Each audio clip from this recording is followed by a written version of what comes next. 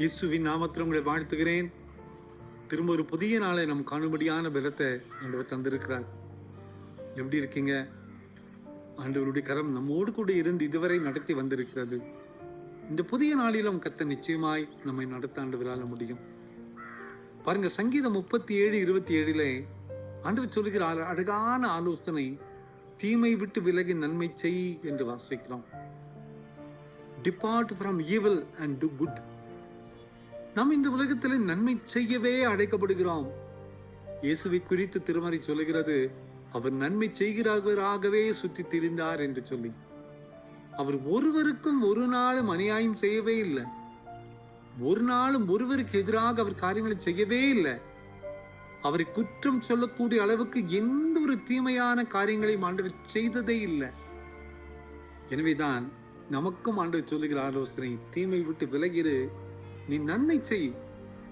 நம்ம நல்லதே செய்யும் போது நமது வாழ்க்கையில நல்லதே நடக்கும். என்னுடைய நம்பிக்கை அதுதான். நமக்கு எதிராக வருகிற மக்களானாலும் சரி, நமக்கு எதிராக பேசுகிற மக்களானாலும் சரி, அவர்களுக்கு நன்மை நம்ம செய்திடலாம். மற்றது ஆண்டவர் பார்த்துக் கொள்வார். ஒருவேளை நம்ம என்ன யோசிக்கிறோம், அவன் எனக்கு தீமை செய்தான், அவனுக்கு எதிராக ஏதாவது செய்திடணும், அவனை பழி வாங்கிடணும், அவனை ஒழிச்சிடணும், அவன் இல்லாம ஆக்கிடணும். என் ஊழிய பாதைகளில இந்த 30-31 ஆண்டு காலங்களில எத்தனையோ ஜனங்கள் எனக்கு எதிர்த்து வந்தாங்க. எத்தனையோ ஜனங்கள் எனக்கு எதிராக என்னை கவிழ்க்க வேண்டும் என்று முயற்சி செய்த நாட்கள் எல்லாம் ஏராளம் உண்டு. என்னை குறித்து அவதூறாக பேசின நேரங்கள் எனக்கு கேட்கும்போது உள்ள முட்டஞ்சு போகும். கண்ணீரோடு ஆண்டோடு சமூகத்தில் போய் நிற்பேன். நான் ஒரு நாளுமே ஒரு மனிதன்கிட்டையாவது போய் ஏன் என்னை குறித்து இப்படி பேசுனீங்க, ஏன் என்னன்னு சொல்லி நியாயம் விசாரித்ததே இல்லை.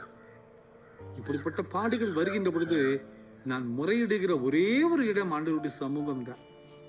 ஆண்டவர்கிட்ட போய் சொல்லுவேன், ஆண்டவரே என்னை குறித்து இப்படி எல்லாம் பேசுறாங்க, நீங்க பாத்துங்க, அந்த மக்களை நான் நேசிக்கிறேன். இந்த ஜபம் பண்ணிட்டு வெளியில வந்த பின்னால அவர்கள் மீது வெறுப்பு போயிடும். அவளை நேசிக்க ஆரம்பித்து விடுவேன். அந்த சூழ்நிலை ஆண்டவர் மாற்றி விடுவார். எனக்கு எதிராக எத்தனையோ பேர் வந்த மக்கள் கூட என்னோடு கூட இணைந்து செயல்பட்டு ஊழியத்தில் வர ஆரம்பிச்சிருவாங்க. அன்பான குடும்பத்தின் மக்களே, பழிவாங்குதல் ஆண்டவருக்குரியது. எனவே தான் திருமறை சொல்லுகிறது, தீமை விட்டு நீ விலகிரு, நீ நன்மை செய்திரு. நீ நன்மை செய்தன நிச்சயமா ஆண்டவருடைய ஆசீர்வாதங்கள் உன்னை தேடு கிடைக்கும். ஒருவரும் உன்னை குறை சொல்ல முடியாது. ஒருவரும் உனக்கு எதிராக ஒண்ணுமே செய்ய முடியாது. இதுதான் இந்த காலை நேரத்தில் ஆண்டவர் தருகிற ஆலோசனை. நல்லதே செய்வோம் என்ற அர்ப்பணிப்பு நமக்குள் வரட்டும்.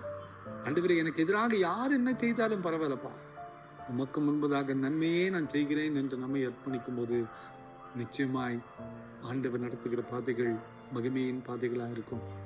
கவலைப்படாதிருங்கள். இந்த உலகத்தில் உபத்திரவங்களை கண்டு சோர்ந்து போயிடாதுங்க. கர்த்தர் நம்மோடு கூட இருக்கிறார். ஜெபம் பண்ணலாமா?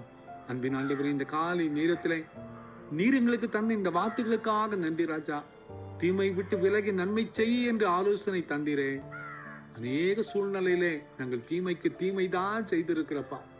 இந்த நாளிலே நீர் எங்களுக்கு தந்த ஆலோசனைக்காய் நன்றி. தீமையை விட்டு விலகி நன்மை செய்ய எங்களை ஒப்பு கொடுக்கிறப்பா. எங்களுக்கு எதிராக வருகிற எல்லா சூழ்ச்சிகளின் மத்தியிலையும் உன் மீது நம்பிக்கை கொண்டு காத்திருக்கும் போது அதிலிருந்து விலகி போகக்கூடிய பலத்தை எங்களுக்கு தருவீரே. இந்த காலை நேரத்தில் எங்களை தாழ்த்தி அர்ப்பணிக்கும். இந்த செய்தி கேட்டுக்கொண்டு ஒவ்வொருவரையும் ஆசீர்வதிங்க, பலப்படுத்தும். இயேசுவின் மூலம் ஜெபங்களும் எங்கள் நல்ல பிதாவே. ஆமேன், ஆமேன், ஆமேன்.